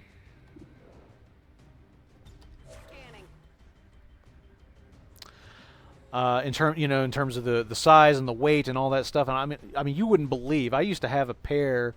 I don't know how big they were. 21 inch CRTs. I used to have a pair of CRTs sitting on my desk. Like that was my old like video editing rig that I built in college. And I mean, like I had like one of those. I had one of those, you know, like wooden tables with the folding legs, like you get at an office supply store. And when I finally retired that setup, the middle of that table had bowed like 2 inches from the edges. I mean, just like ridiculous, like what monitors used to weigh. And you know, now I'm looking at like my iMac on the computer beside me, and it's like, you know, 3/4 of an inch thick.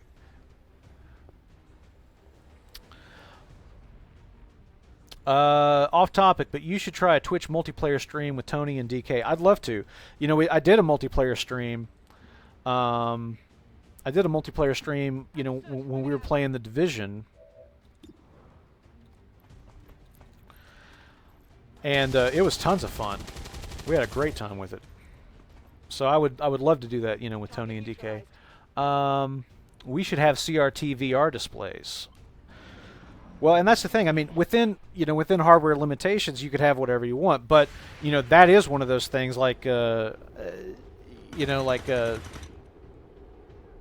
where Thor is pointing out this article from Michael Abrash that if you don't have like at least an 8K display, how are you in a virtual world going to represent, you know, massive amounts of resolution and everything if the display you're looking at the virtual world in doesn't itself have massive resolution? So, you know, there's definitely a point.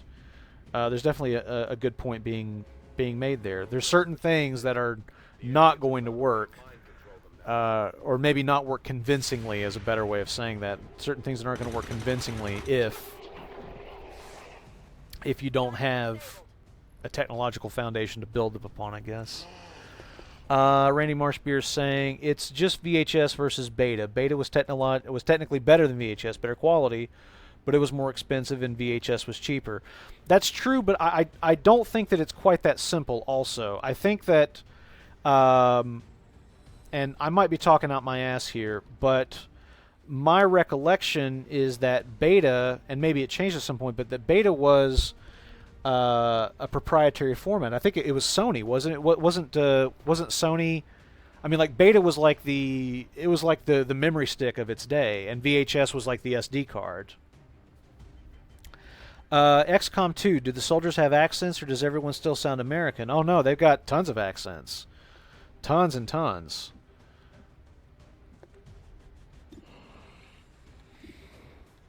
That is not who I want to shoot. I really need to get in a position to... Alright, well, first and foremost, I gotta move her. She's flanked. So... question is where to go.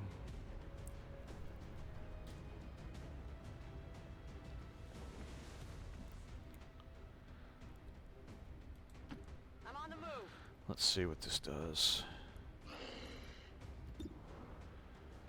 Alright, let's just Overwatch. And I think if I move this, who is this? Lorenzo Ricci. I think if I move Lorenzo here, I might get myself in a position to maybe engage this guy over here. Let's see. Alright.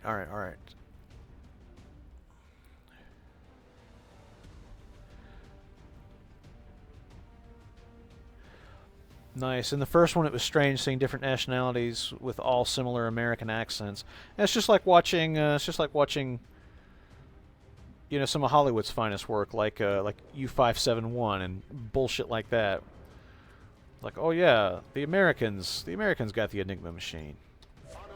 Assholes. Oh come on, that's so frustrating. What the fuck? Like the one spot I want him to go. Can't do it. Whatever. Move into designated coordinates.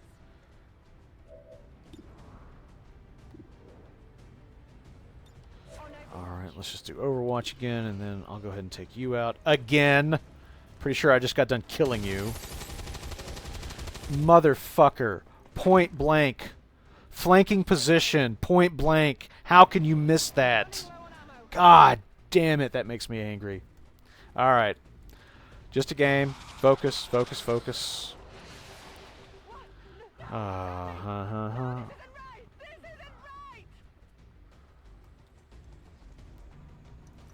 Come on, hit him this time. Right, while you're lost in the throes of mortal terror, you can hit, but not when you're calm and cool. Fuck you, whatever your name is. Alright, just took the leap to 1440p gaming, got a 165 hertz, 4 millisecond IPS G-Sync 27-inch monitors. Cool, that sounds awesome.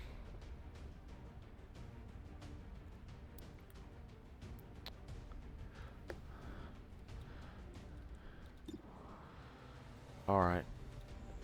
Gonna have to move because he's not moving for us. Okay, doing the flanking thing. Watch me, I'm doing the flanking thing. Not quite.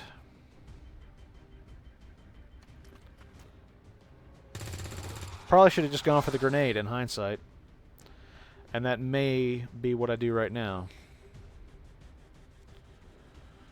Except this guy doesn't have a grenade. Ah. Now see, what my fear is that like I'm going to run up here to flank him, and then like around this corner are going to come like 5 more of these assholes. Okay. That always seems to be how my luck runs.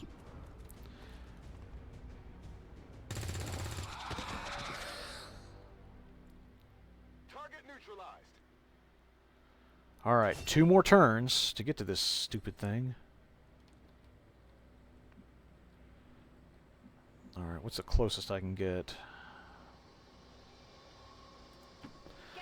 Alright, Randy Marshbeer says, that's why I appreciated Inglourious Bastards by Quentin Tarantino. The Germans actually spoke German and you had to read subtitles. Yeah, I agree. I mean, I think like at one time there was like some major version of like fucking subtitles and stuff, but I don't know. You know, I've watched enough foreign films and stuff like that that it doesn't really bother me so much, but maybe other people feel differently. I can't speak for anyone but myself. Although, hey, actually, you know, the Sean Connery thing does remind me, like, I think that there's another way to kind of get around it that actually does work. Like, I love that gag in The Hunt for Red October, where at the beginning of the movie, all the Russians on the Red October, they're all speaking Russian subtitled. Even though I imagine Sean Connery's accent with Russian is pretty cringeworthy. I don't know, I'm just guessing. But anyway, the point is that Russian speaking Russian subtitles. And then there's that scene when Connery goes into his cabin and the political officer's there, and he's reading he's reading that book that's got the passages from the Book of Revelation and all those quotes and everything. And so the Russian political officer is quoting from the book. He's reading in Russian subtitle, and the camera is slowly pushing in on his mouth, and it gets to his mouth as he's quoting from Revelation, and like huge close up of the guy's lips, and he switches from Russian to English with the line, and the seventh angel poured forth his cup and says, "It is done," or whatever the line is. And then the camera pulls back out and the guy continues speaking English. And it's not that they are just talking in English because that's what they're doing, but they've used this device to tell the audience these guys are speaking Russian to each other. It's just for the sake of convenience. Movie magic allows us to hear them in English. It's essentially they basically kind of built like a universal translator, almost kind of broke the fourth wall to create this like universal translator moment. And if I'm not mistaken, I believe it's a lift. It's something that McTiernan lifted from an older movie, maybe Judgment at Nuremberg, with Maximilian Schell and William Shatner. I think maybe he's stealing it from that movie. But anyway, I'm okay with it like in those situations. Like I'm okay with it when like there's sort of like a clever bit of filmmaking that goes on to make it happen. Another McTiernan movie where he does a very similar kind of thing. Again, I think to like really great effect is in 13th Warrior, where he's got Roger that. Antonio Banderas, hanging out with the Vikings, and let's see, what do I want to do here?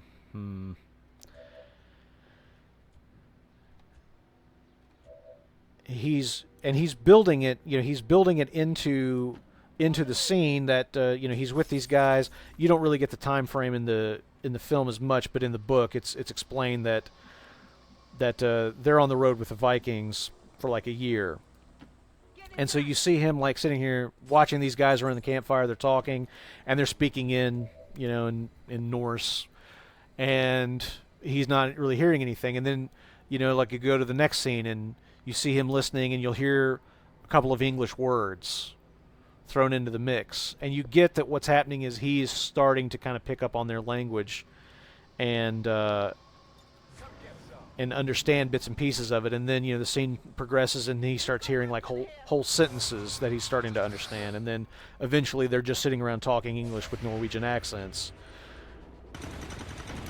And you understand again that they are not speaking English, but rather that he has just come to understand them. And again, it's like that whole kind of universal translator thing. I dig that, but I think it's clever filmmaking. All right, let's see. Back to XCOM. Okay.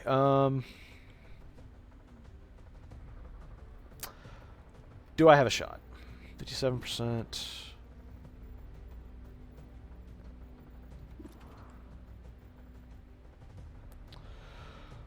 I suppose that what I ought to be doing is destroying this thing, which I ought to just use a grenade to do. So let's see here. What can I... that's a door right there. Alright, so if I just move her away... Who's got a grenade?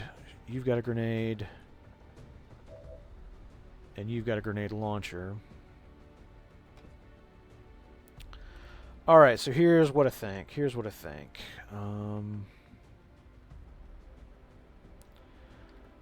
I get her out of there, and I'll have that other soldier throw the grenade. I also like the idea of flanking him and blasting him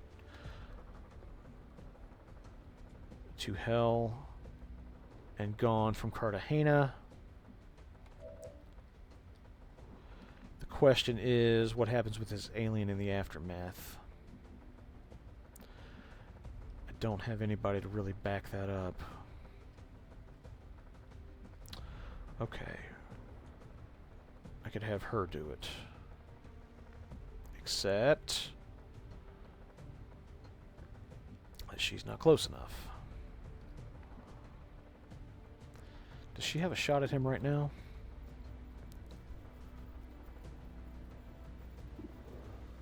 No.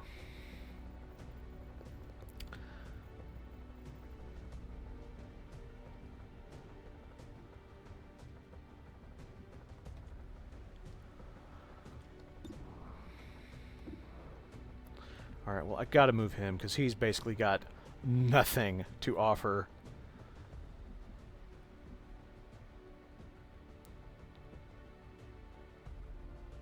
Okay. Taking a chance, but we'll see what happens. Alright, let's see here. Move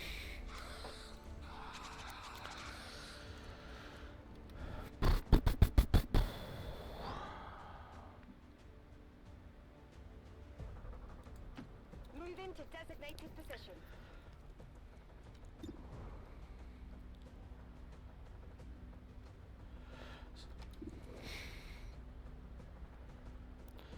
He's the more dangerous. I should really take him first. Oh, you know what I could have used is I could have used her fucking ranger sword. I keep forgetting about that. Alright, well, he's not going to reanimate anybody. That's for damn sure. Looks like something over here.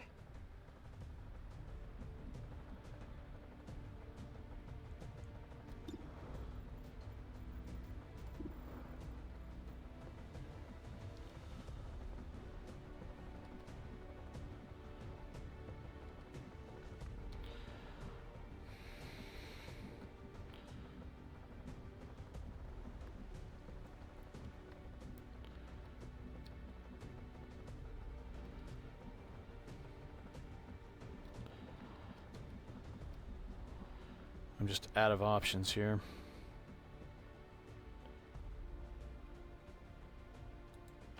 Roger that.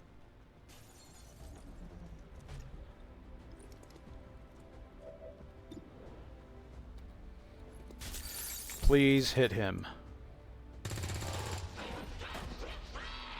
This is almost going perfectly. Pacified. My ammo's running low.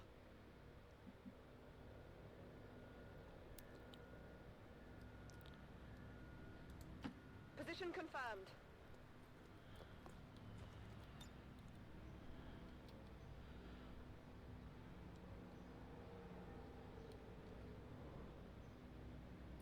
Grenade!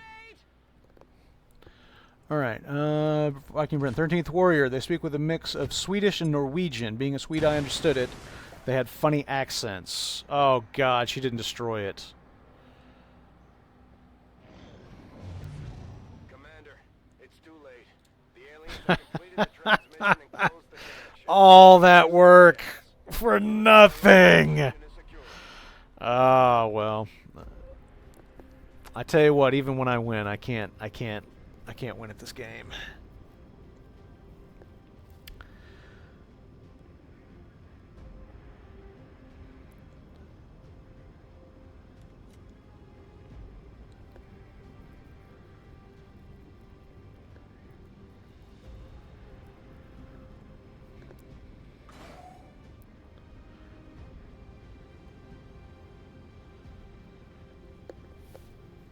It is. I mean, I'm playing like on the normal difficulty level, and it's pretty unforgiving. I mean, it's like right at the edge of my ability to kind of like deal with. I got pretty far in my first playthrough, but you know, my second one ended after a couple of hours.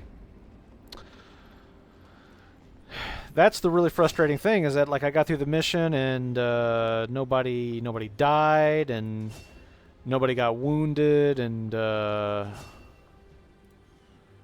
but I just didn't get the mission objectives accomplished. Looks like we've got our work cut out for us, Commander. Let's see, what time is it? Oh, it's 10:30. Well, I think that's going to do it for me. I agree that a Star Wars mod for this would be awesome. I'd love to see a Star Wars turn-based strategy game. That'd be major awesome. The spokesman took a big risk getting inside Advent. Enough for me to believe he's loyal. Oh, thanks, Creative Elvis. I appreciate it. There may still be a few So, We've got bigger things to worry about than a man on a screen. I think that's going to do it for me today, everybody. So I want to thank you all for hanging out and chatting and all that. It had a lot of interesting conversation today.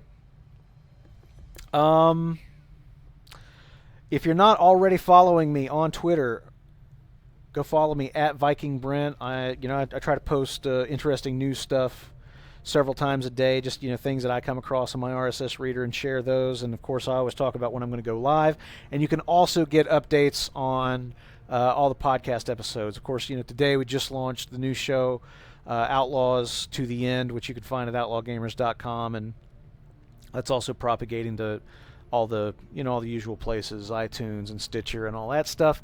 But check out outlawgamers.com also for Twitch streams, because plenty of Outlaws have Twitch streams, and they're all listed now. I've got a Twitch module, so you can go there, and as soon as you load the page, you can see if anybody's streaming and go check them out and play and all that stuff. Creative Elvis is asking if I'm going to stream Firewatch today. I may. It just depends on my daughter's sleep schedule. I might get a chance while she's napping. But if I don't stream it today, then I'll be streaming it. I'll be streaming it in the morning. Normally, I stream at 1 p.m. UTC, 1300 UTC. So anyway, that is General Gad. Hey, my first viewing of your stream. Cool. Well, I'm glad you checked it out. Then I appreciate that much. So anyway, I'll see you guys. In theory, I'll see you guys back here tomorrow. Same bat time, same bat channel, and we'll do it all over again.